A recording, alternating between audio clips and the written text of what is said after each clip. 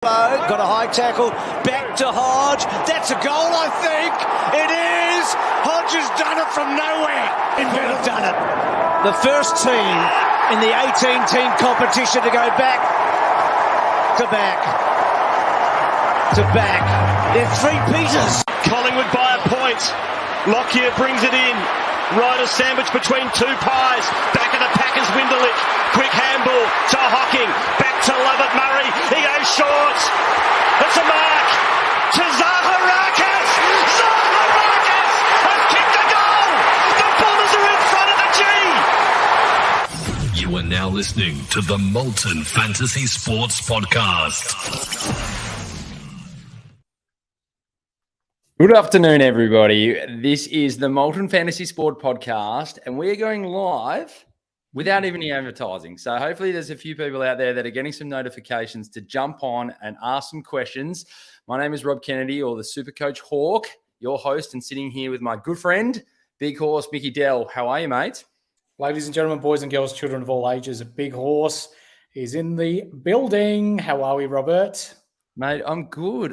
Robert, that's a first. That's a first that I've picked up on there. Normally only my mother. I'll let you get away with one, mate. I'll let you get away with one. And it's a 4-day weekend, plus we're leading into a blockbuster game tonight. So you know what? Robert can slide for this one time.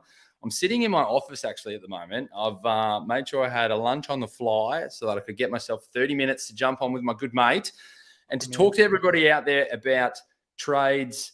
We want to talk about break-evens. We want to make sure that we talk about captain choices because I think some quick decisions need to be made with, as I said, some absolute blockbusters coming on. So be aware, anybody could walk in that door at any point. That's what we're here for, a little bit of fun. So let's dive in. Make sure if anyone is watching along, click subscribe. Make sure you join in and follow us along and support us the way that others support us as we do this.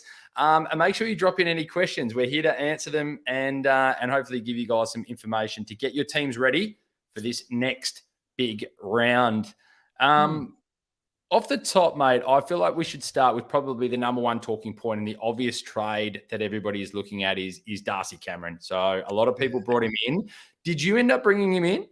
I did. I brought him in. So sorry to the however many thousand people. It must be my touch that messed him up. So apologies in advance. Hopefully it doesn't happen to LDU this week. But yeah, he's out for 6 to 8. You've got to move on from him. And I'm not sure how the Pies are going to tackle their ruck situation given their lack of depth there. Well, we did release here that obviously Alex Johnson's jumping in there. You talked about Billy Frampton being an option to jump in and McStay taking it as that sort of second ruck option. Mm-hmm. A lot of people, I'm confused. Not confused. I can see why they've done it. I don't agree with it. I don't like making trades to then knowing that you're probably going to make a trade later on. So what I mean by that is people are getting out Darcy Cameron and bringing in Brodie Grundy. Now, I can see the scores. I can see the numbers he's going to put up. I just don't buy the adage of, it's okay. In 4 weeks' time when Gawn comes back, I'll just move him sideways to somebody else. I don't know. Where does that sit with you? I'm big on the English or the Wits should be the option when it comes to Darcy Cameron. Yeah, if you're spending that much money, you may as well just go English, who is the number one Supercoach scorer in the league at the moment, only 100K extra. When Grundy was scoring 70s and then pumps out, 130 last week, and Gawn might be back in 2 or 3 weeks. He might be back in 4 weeks. We've seen with Tom Stewart, it was 4 to 6 weeks to start off with, and then he's back within a week. So, yeah, for me, you tread carefully there.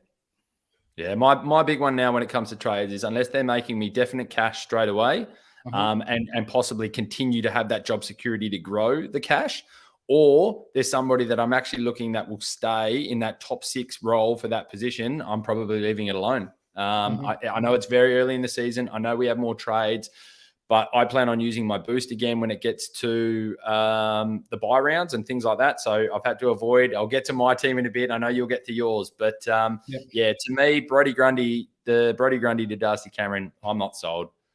Let's before we go to break evens, let's throw a question up on the board. NJB, I've got a feeling that's Mr. Nathan, our producer of the group. Is Oliver a solid set and forget C moving forward? We love the NRL, man, getting on here and asking good questions. Good question. look, I'm looking at the VC first. We're on Thursday, so making sure we have a look at the VC option to where that loophole might come in.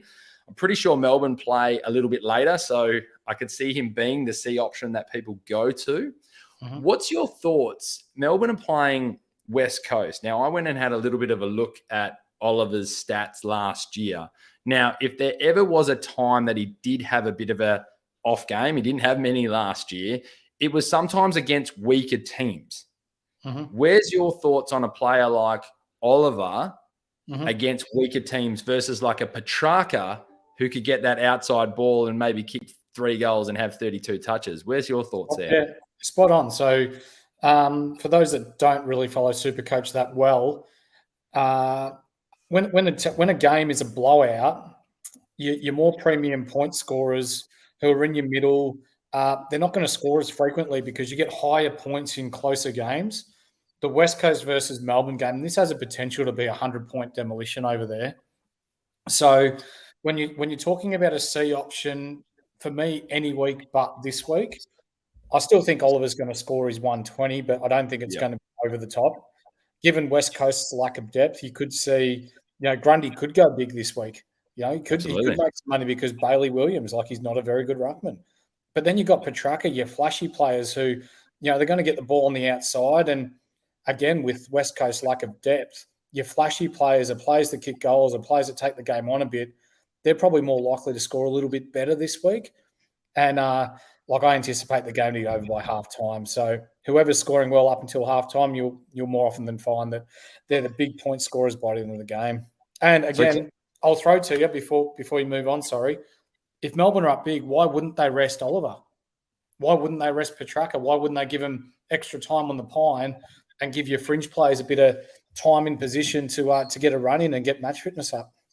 So I'll give you the stats. So he had 4 games under 100 last year, albeit a 99 was against West Coast last year. So just a little bit of food for thought for everybody. Look, I think he'll still score big. I don't think it's a set and a forget. I think there's a few options there. But, yeah, we might start talking about some VC options and captain options in a little bit. We've got a few questions coming through, which is great. We've got a bit of banter going on, which is great.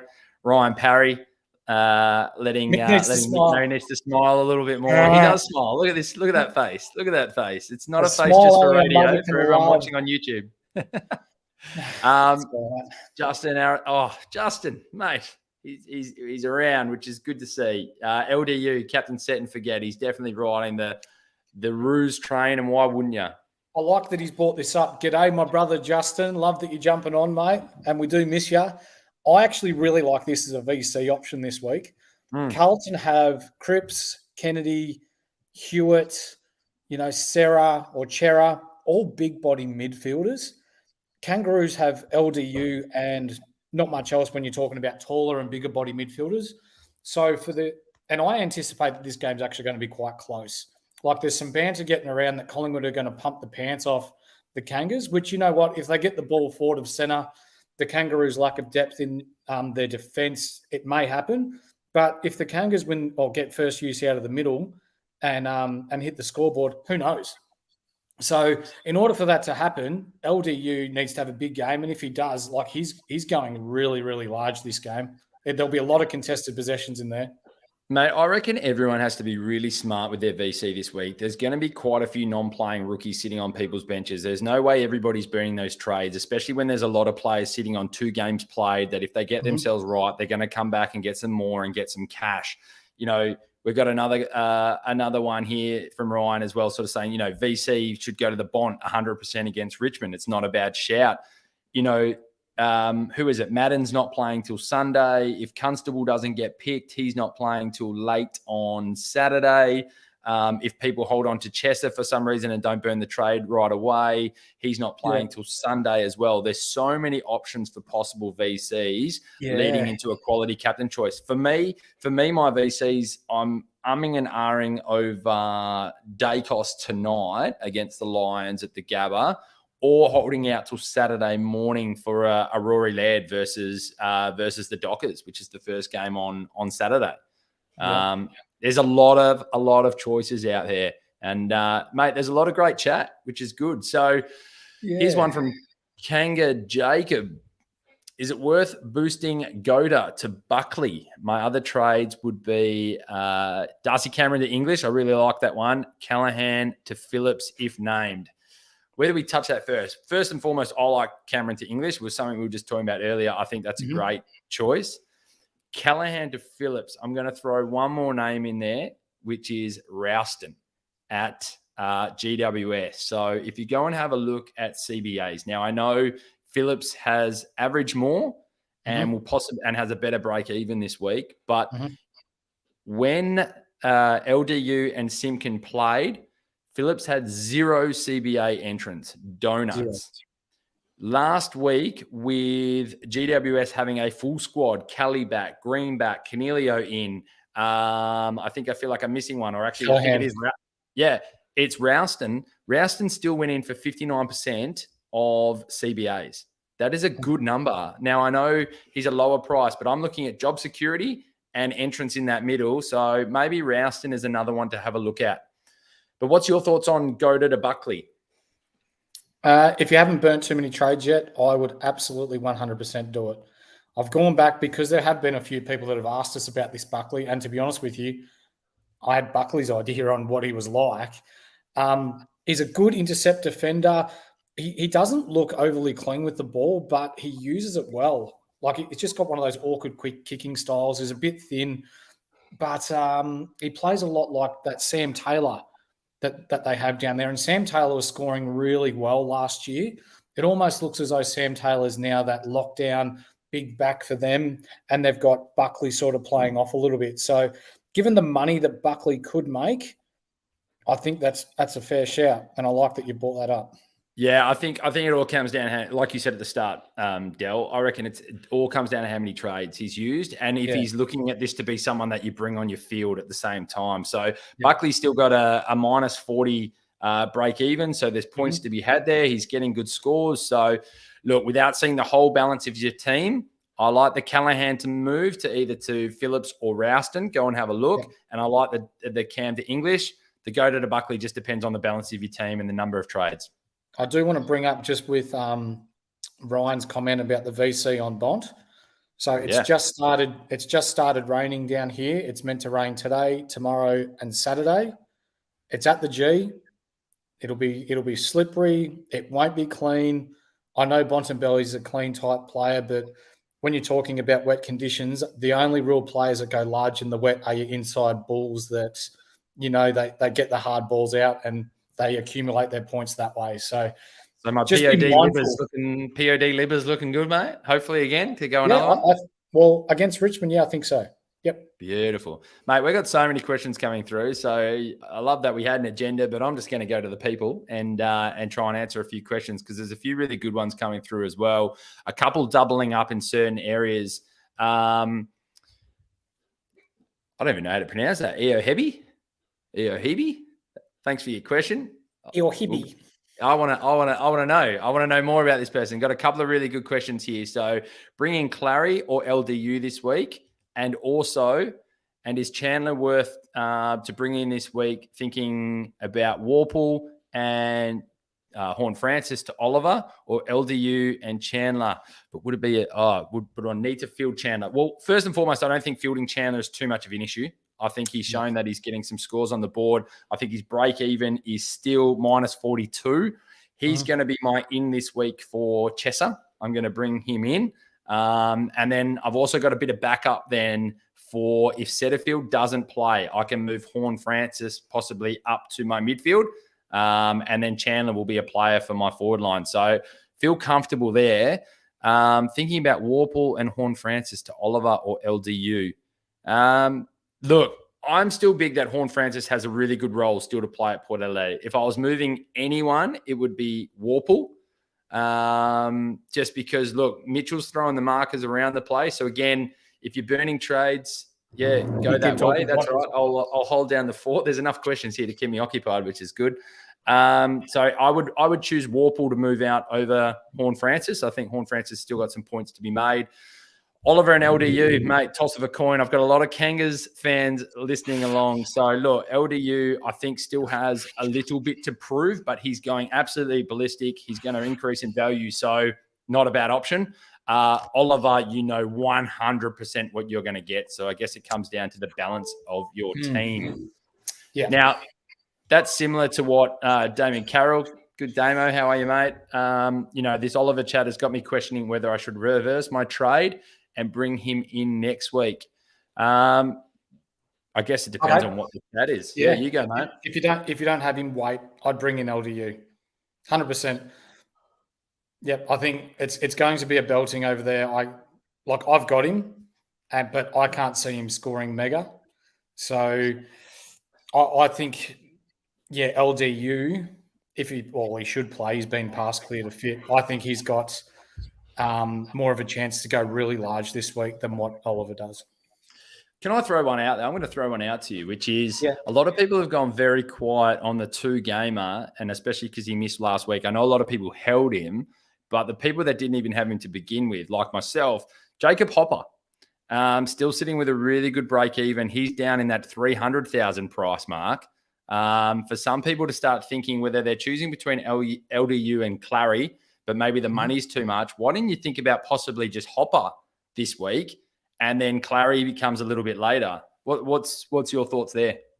Okay, so round 1 against Carlton, it was slippery. He looked ordinary with the ball in hand. He was a bit fumbly. It's going to be wet again this week.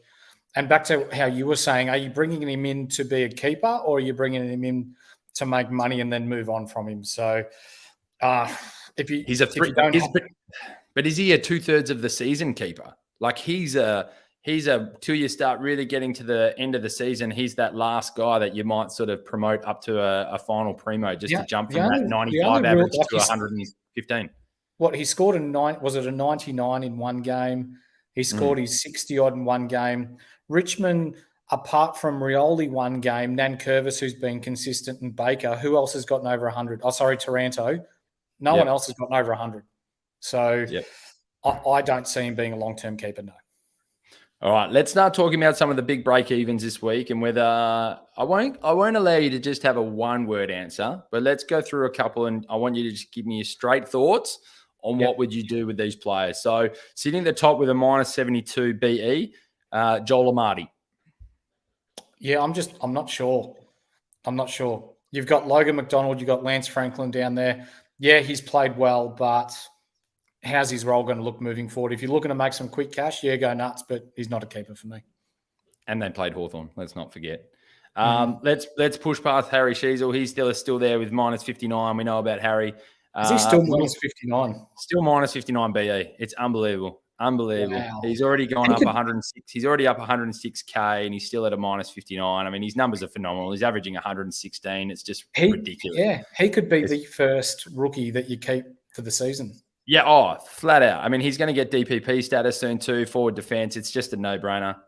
Will Phillips is sitting at -52. We've talked about him a little bit, about look at his CBA roles.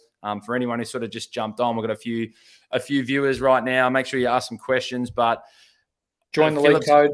Yeah, the Phillips v. Rouston conversation I think is a really good one. Charlie Constable still at -52 and only on a 2-gamer. So if he's named, Constable, where does he sit? Have we heard much word of whether he's going to get back in this week? Flanders is out with a knee. He's 6 to 8 weeks. So there's a chance he may come back. Is he going to play his back role, or will he go through the middle? He's probably going to go through the middle now that Weller's back. And Weller played that role fairly well last week. So Weller and Long together down back, they were pretty good.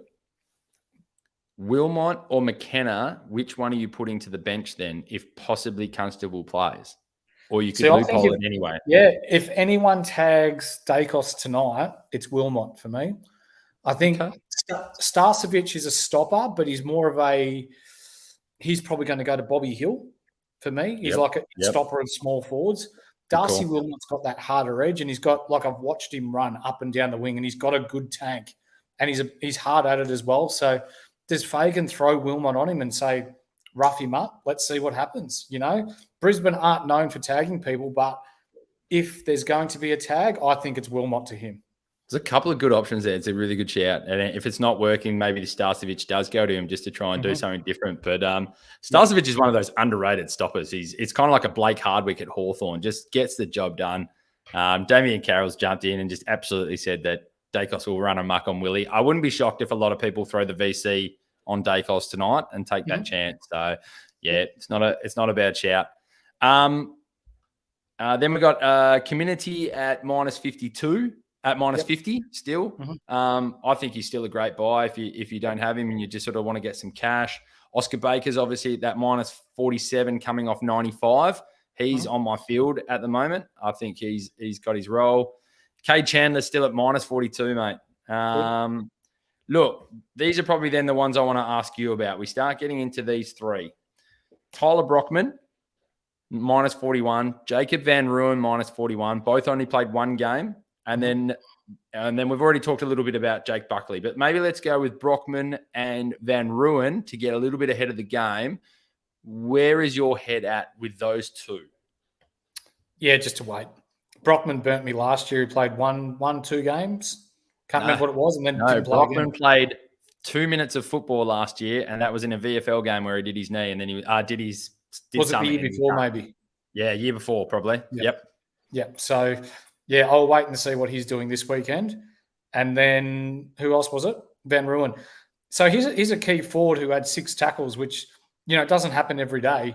If he backs that up this week and gets his 4 or 5, kicks a couple of goals, leads up like he was last week, like that's a potential, Fergus Green, if he makes his 30, 40K this week, I might downgrade to Van Ruin.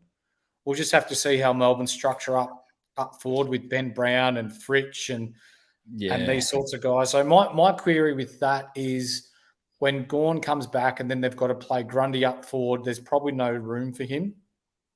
So it's more of just a time frame thing. And are you making cash or, sort of that sort of one. With teams like that and the premiership window that they're in, I just don't have that certainty that he's going to continue to accumulate cash. He kicked 2 goals in the last quarter last week, which made his score a little bit more favoursome to where it was. And Brockman, I think I like him. I think he looks really good, but I want to see him get through a few games. If he's fit, he's shown that he's now taking the sort of Luke Bruce type role. It pushes Dylan Moore up a bit more into the midfield and things. So, mate, we've had a follow-up from Kanga Jacob, and I've just had a look at a few stats, Kanga Jacob, while you sort of put that through. On the go to the Buckley trade, it would leave me with 28 trades left, so not sure whether to use that boost. Mate, I think it totally comes down to whether you're going to put him on your field. I think Buckley's a much better option on your field. If you have to put one of them on your field, Buckley looks good. I think he's going to keep generating cash, and I think he's got his role pretty much settled. Had a look. Goda's already up into the positive break-even, so he's already at 22 to be his break-even. So how much growth he has to go in making you cash. Also, the scores that he's getting on the field probably just aren't replicating what Buckley might be able to do for you. So I think it's a good move. Maybe use the boost. Yep. Yeah, I think so too. Yep. You're not going to get any prizes for second place there, Kanga. So, yeah, go with your nuts, mate, and make the trade. Love it. All right, let's go in. And, guys, please keep popping through any questions that you go. We did say we probably wouldn't go too long in this pod unless there's heaps of questions. I know everybody wants to finalise their teams and get ready and get home before Easter to watch the absolute blockbuster today.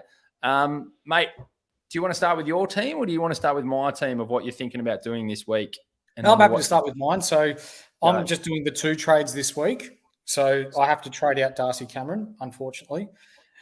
And Trent and Justin's mate, Justin Horn-Francis, is leaving my team. So, yeah. And I'm bringing in LDU and I'm bringing in Adam Sard. So I'm bringing in 2 players that are going to be keepers for the year. So one more time, tell everybody again. So you've gone Darcy Cameron out and Horn-Francis out. Horn-Francis out, yes. Yep. And then LDU into the middle and Sard back. So I've rotated some players forward and Chesser from defence to mid to enable me to put Sard in my back line. And mind you, I was carrying 320K cash before this round as well. So I think that's a big one for people to hear. I think the other one is you had Darcy Cameron as a forward as well. So you've still got 2 solid ruck options sitting there for you, don't you? Yes, I do. Yeah, beautiful. So we've just had a comment. What do you think of Sard? I've just brought him in, the Duke. Yeah, the Duke. I love the Duke, mate. If this is the same, the Duke that chats to us on Twitter, I love mate. He's got great insights, good chat, good banter. Yeah. It's interesting, the Twitter world. I've only just got onto it a bit, obviously, since we started this podcast, and you end up getting a few guys that you sort of just go back and forth with, make you think about things in a different way. You got some that really speak your language, which is great.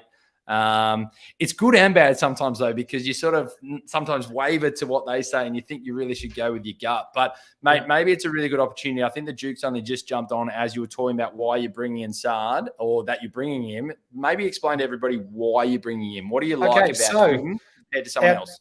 Yep, out of fear of not making him a pod anymore, did you know that you get a point every time he bounces the ball? How many? You get a point every time someone. I did know that. I did know that. I thought you said 8 points for a second. I was like, far. He takes 3 steps and takes a bounce every time. So it's 3 bounces. I think with the way that his role is, and they're playing Doherty a little bit higher up the ground now, between those two, they're the two that are just using the ball flat out of defense. When Saad gets the ball, he's either kicking short and looking for that handball back and then going long, or he's going long. Same with Doherty. Doherty's raking up the numbers. He may not be getting the scores at the moment, but that's coming. Like, you've heard it here first. And this weekend, he may even go for 120, 130. And the people that traded him out are going to look silly like Ryan Parry in the chat. So, you know what I mean? So, Saad and Doherty, for me, I know they're on the same team. They're both backline players. I'm going to have to work something out come bye rounds, but I reckon they're both going to be top 6 defenders by the end of the year.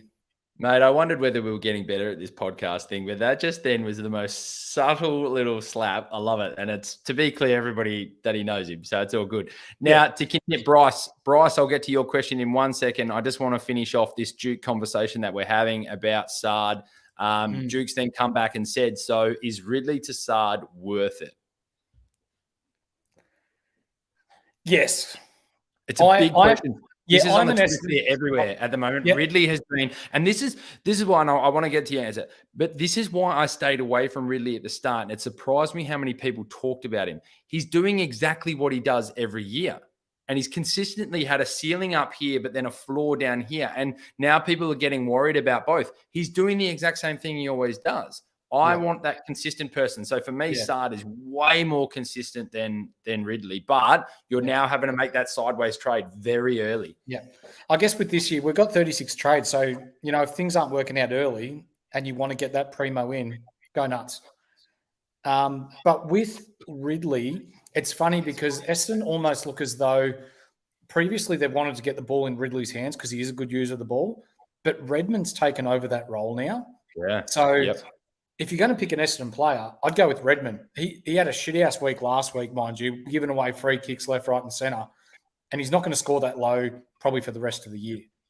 Okay, but for me, Ridley, you'll get your consistent 90s, 100s. He's not going to go super big, but if you're talking about to go to Saad, you've got the cash, you've got the nuts to do the deal, get it done. You're getting consistent 120s out of Saad. And we brought it up in one of our early podcasts that Saad scores or averages 118 without Williams in the side. And what's he been doing? He's the first 3-4 rounds.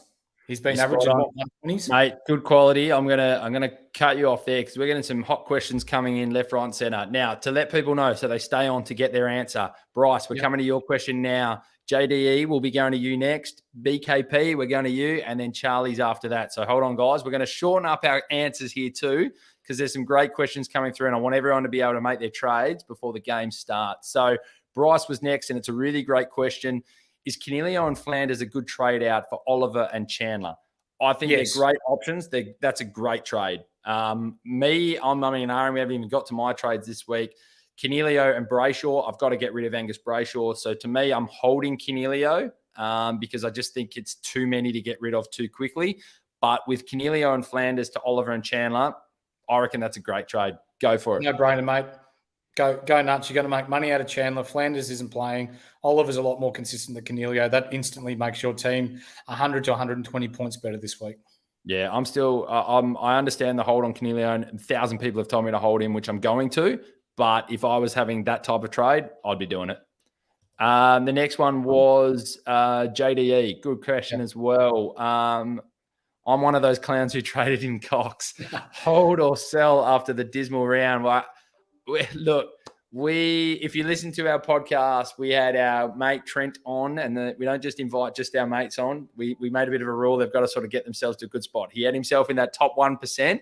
He brought in Brendan Cox. We didn't say it was the worst move. We liked what he was trying to do and make a bit of a ballsy call. We did say that Luke Ryan was probably the more proven, and it sort of showed last week with the different roles. So hold or sell. It's a tough call when you've just brought him in. I would say hold. Yeah. I'm holding. Okay. Why? Is because West Coast played it really smart, and whoever was playing on Brendan Cox went to the goal square, so he couldn't play that intercept type role. You'll need to watch this week to see whether who plays Fremantle this week? Adelaide. Yeah. You'll have to see who goes to Cox and whether they drag him to the goal square. If that happens again, you're trading him out next week. Yeah. But if he's able to play that free roaming, intercept marking type of play, then it's going to work in your favour. So for me, you're holding it. Yeah, just having a look then. His break-even's 106. It's not horrendous. I think it's a hold one more week and watch the game closely. As Mick says, watch the game closely and have a look at his role. BKP. Hey, lads.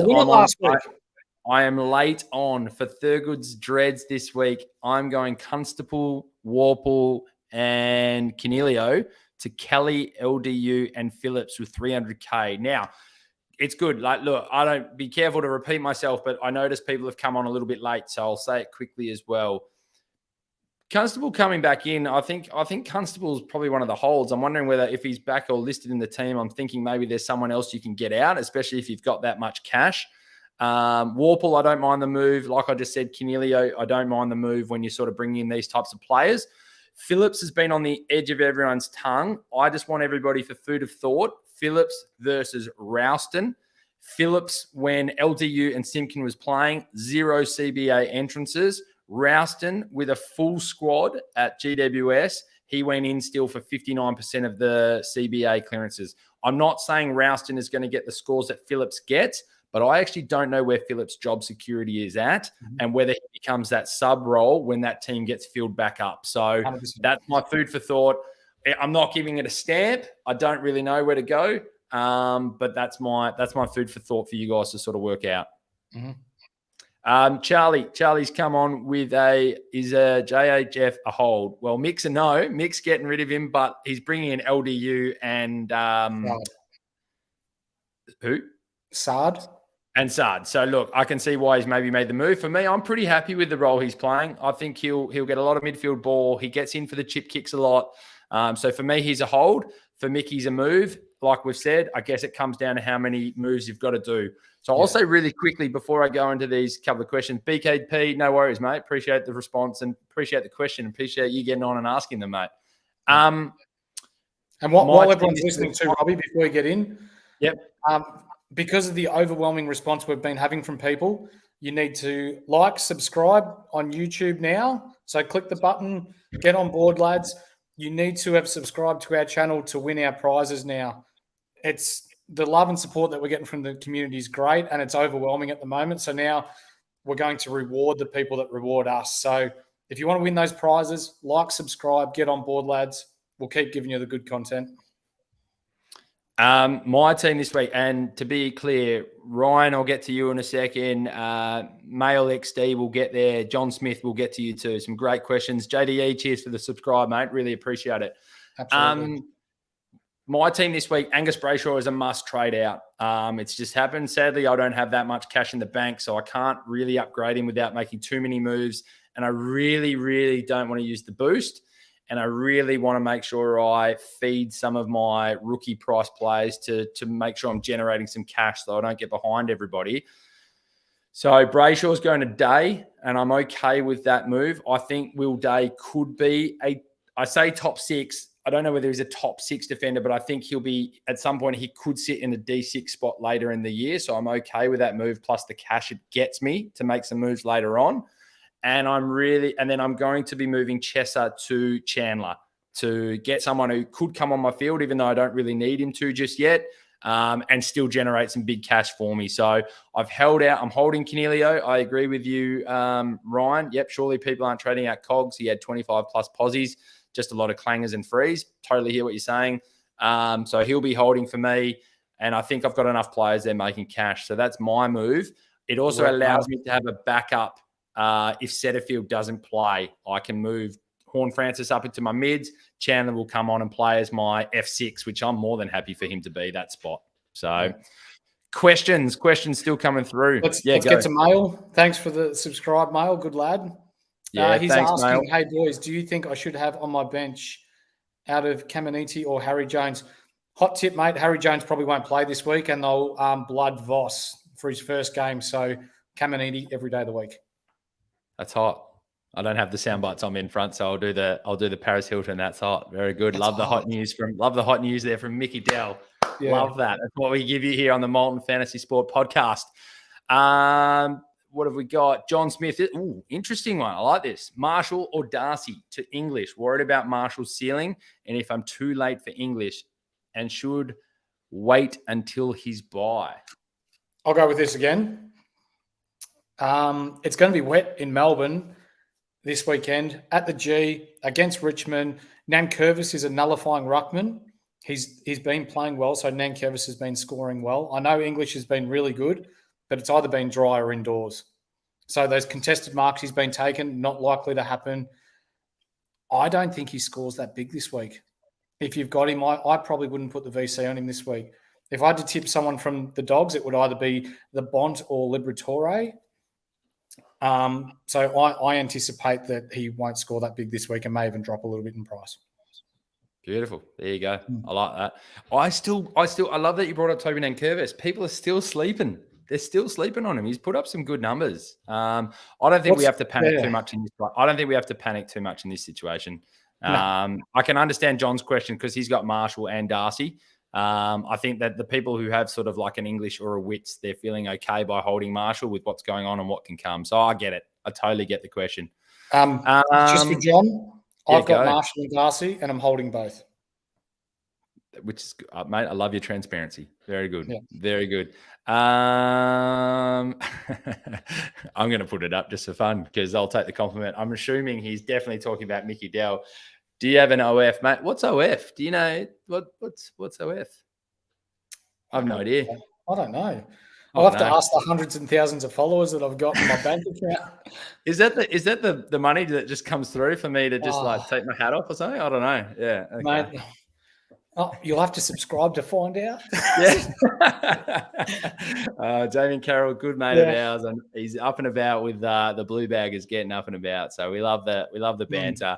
Look, to everybody listening along, and thank you for the questions. We appreciate it. We didn't play the ads in this one, but massive shout out to the Standard Squeeze, major sponsor of ours, giving away packs to people, giving away people who subscribe, get on board, get on our show, biggest score of the week. So make sure you're in our code, in our league, 237113, and Snap Fitness 24/7 in Epsom and Bendigo. Guys, support those who support us. If you jump on the Standard Squeeze, the 4-in-1 cup, and their plastic bottle that helps you with the actual Standard Squeeze, Molten15 is the code. If you pop into Snap Fitness, make sure you tell them the Molten Boys sent you. For me, mate, I think really quickly, let's have a quick look at VC options. For me, I'm deciding between Dacos, Laird. You've nearly got me thinking about Libba in the wet. I don't even mind Crippers against who are they playing? Crippers is playing North Melbourne. I don't mind that as well. And then looking for that C option later on if need be. Again, Laird could still be the option later on if I go someone earlier on. But who are you looking at, mate? All right, if we're looking at tonight's game, you're either going Lockie Neal or Nick Dacos. Collingwood don't tag, so expect Neal to go large. Yep. LDU or Cripps tomorrow night. So they're my VC options. Yep. And to be honest with you, it's either going to be Dacos tonight or LDU tomorrow for my VC. For my C option, Laird is screaming out. And also GWS versus Essendon, Tom Green as an inside mid. If Setterfield misses, Essendon are really lacking at proper inside mid. And that's at Marvel Stadium, so he could go really large in the dry there. Yeah, really great. Good call. John Smith, you're welcome, mate. I really love that. First time my question's been read out on any show. I feel like a celebrity. Mate, And we for feel like a male- celebrity. Just a couple of random lads sitting in Yep. and talking absolute nonsense. We really Whereas- love seeing, mate. We got what? over here, male. So male is the cousin of Ash, who started the Standard Squeeze. Oh, who nice. Yeah, sponsor our beautiful. show. So when you see him, mate, tell him the Molten Boys say good day. He's a ripper lad. Hopefully Mail is still listening while I drop the name. So that's very good. No, they're unbelievable. They're unreal. Mate, I genuinely love the product. It's awesome. It's unreal. Yeah, it is. I pull it out of my freezer. I do it straight away. It's unreal. Even if I'm having a double, it pours a perfect double. Like, it's not about having just that one shot. If you want that double, it pours it perfectly. But do the guys know if they put in Molten 15 when they go to purchase the Standard Squeeze, they get 15% off as well. 15% off. 15% off. It's unreal. I can't recommend the 4-in-1 cup enough. It's unreal. Last question, and then we're going to call it a day. Warple to LDU. Cheers, Charlie. Warple to LDU, only using one trade, or use the second trade for Warple and JD Horn Francis to Chandler and Oliver has 31 trades. We talked about the LDU. You were very big on the take LDU this week, but I'm going to assume then, though, if he takes LDU, he's not going to really have the option of getting Oliver next week. That's probably going to cut into his money. I like Warple to LDU. I think that's a good move, but I also don't hate Warple and Horn Francis to Chandler and Oliver as well. Oh, mate, I would nearly say, depending on who you've got on your bench, if you're happy with your rookies, if your rookies are making cash and you're comfortable with your rookies being in the team. So it depends how many dead rookies you have. If you don't have many dead rookies, I would just go with Warple to LDU and look at getting Clary at another time. If you've got some dead rookies and you need to start getting some rookies generating some cash, I would go the second one. That's my opinion.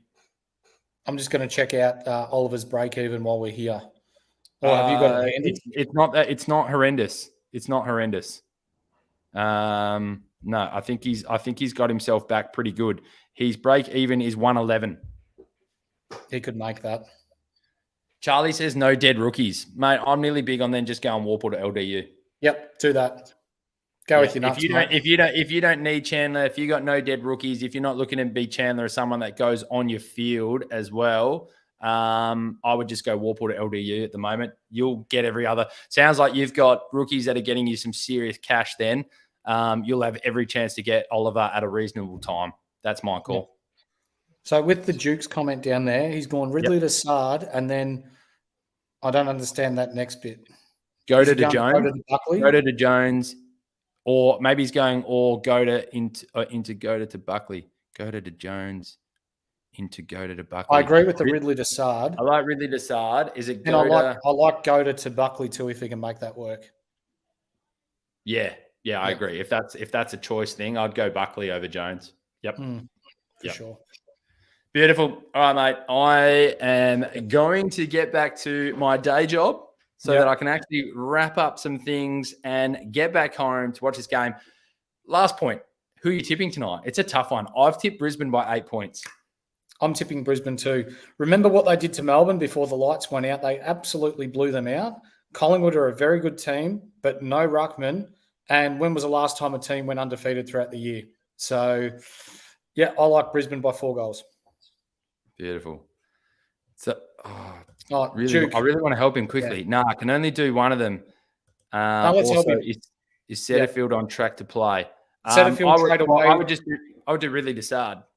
Yep. Ridley to Sard. And then Setterfield trained away from the main group, but is expected to be picked.